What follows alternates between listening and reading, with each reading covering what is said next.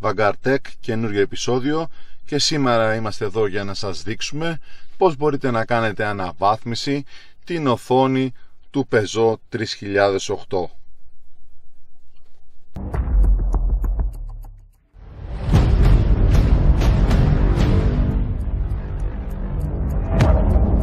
Βρισκόμαστε ήδη στο αυτοκίνητό μας και έχουμε φέρει μαζί ένα στικάκι το οποίο περιέχει την αναβάθμιση για την οθόνη μας.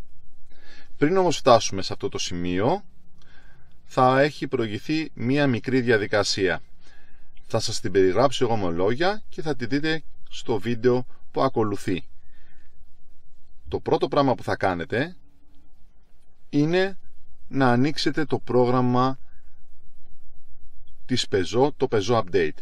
Εκεί θα τοποθετήσετε το VIN του αυτοκινήτου σας και από εκεί και πέρα θα σας βγάλει αν υπάρχει αναβάθμιση για την οθόνη του αυτοκινήτου σας. Θα πατήσετε να κατέβει, θα τα αφήσετε και θα περιμένετε αρκετές ωρίτσες γιατί η σερβερ της Peugeot είναι φορτωμένη.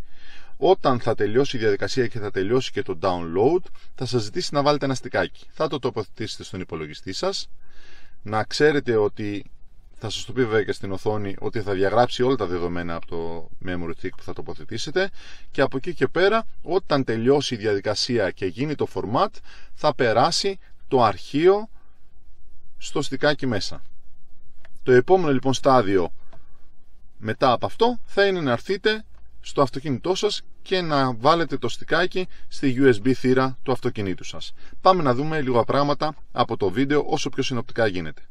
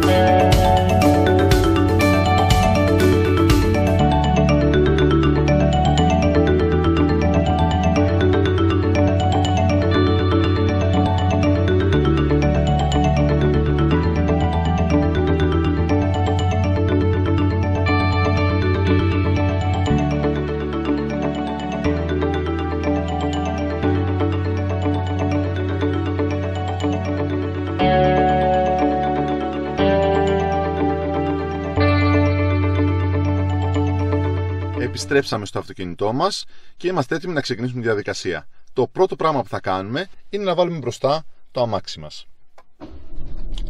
Ωραία, μπήκε μπροστά. Θα βάλουμε το air condition. Θα το ρυθμίσω σε μια θερμοκρασία που να είναι ικανοποιητική. Και σας το λέω αυτό γιατί από τη στιγμή που θα ξεκινήσει η διαδικασία δεν θα μπορούμε να χρησιμοποιήσουμε την οθόνη. Θα πάμε μετά στις ρυθμίσεις του αυτοκινήτου μας. Θα βρούμε τη λειτουργία Start-Stop και θα πατήσουμε Off, έτσι ώστε να μην σβήσει κάποια στιγμή το αυτοκίνητο την ώρα που κάνουμε τη διαδικασία. Θα ξαναγυρίσουμε στην αρχική οθόνη. Αυτό που θέλω να σας πω είναι ότι τη διαδικασία μπορείτε να την κάνετε είτε οδηγώντας, αρκεί να μην σβήσει το αυτοκίνητο, είτε σε κάποιο χώρο εκτός γκαράζ. Λένε ότι καλό θα είναι να μην την κάνετε στο γκαράζ, γιατί κρατάει μισή ώρα, 35 λεπτά, θα δούμε και εμείς πόσο, και ίσως είναι αποπνητικά, ειδικά την περίοδο αυτή που έχει και πάρα πολύ ζέστη. Θα τοποθετήσω εγώ το στικάκι μέσα, να δούμε πώς αντιδράει η οθόνη και τι γίνεται όσον αφορά την αναβάθμιση.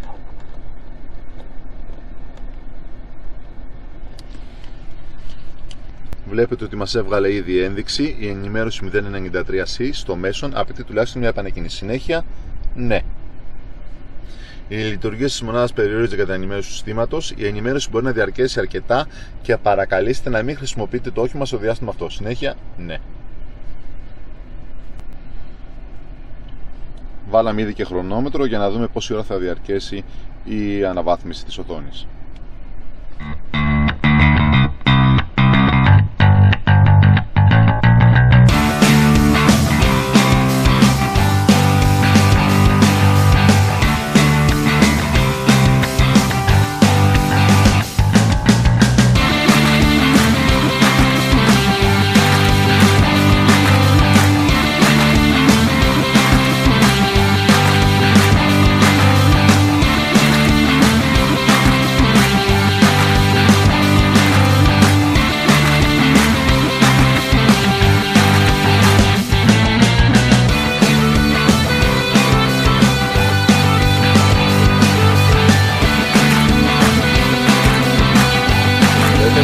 Έκανε 16 λεπτά και 30 δευτερόλεπτα περίπου για να τελειώσει και βγάζει ένα μήνυμα ότι έχει εγκατασταθεί και το system θα κάνει restart αφού βγάλουμε το USB stick. Ωραία, θα βγάλουμε εμείς το USB stickάκι, το έχουμε αφαιρέσει και περιμένουμε να δούμε πώς θα αντιδράσει η οθόνη.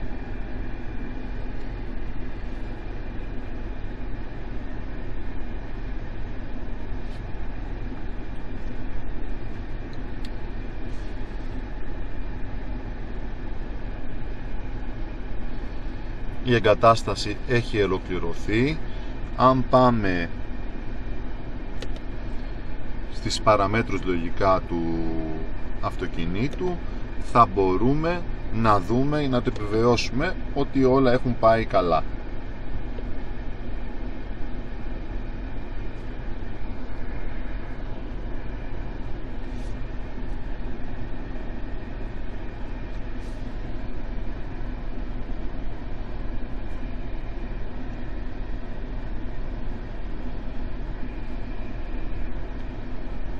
Αν δείτε λοιπόν, η εγκατάσταση έχει ολοκληρωθεί και όλα πήγαν όπως τα περιμέναμε.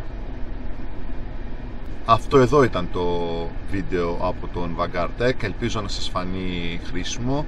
Δεν ξεχνάμε να πατήσουμε like και subscribe στο κανάλι, όπως και το καμπανάκι να ενημερώνεστε πρώτοι για τα βίντεο που ανεβάζουμε.